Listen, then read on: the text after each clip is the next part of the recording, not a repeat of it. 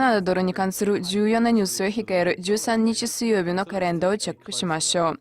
9時に5月のユーロ圏鉱工業生産が発表されます。定給消費財、消費財、資本財の生産が増加したため、4月の同指数は回復しています。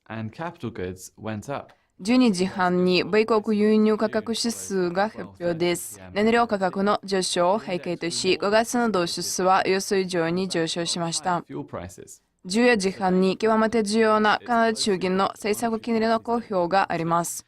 45分後には記者会見も行われます。前回の会合では政策金利は据え置きで、今回も変動は予想されていません。18時に地区連携経済報告ベイジブックが発表です。金利引き上げに消極的であることについて今後の発表で理由が明らかになると予想されています。同時刻に米国月次財政収支が発表です。5月は前年の824億ドルから縮小しています。23時1分に6月の英国 LICS 住宅価格指数が発表です。5月は1年間で最低値をつけ、市場を驚かせました。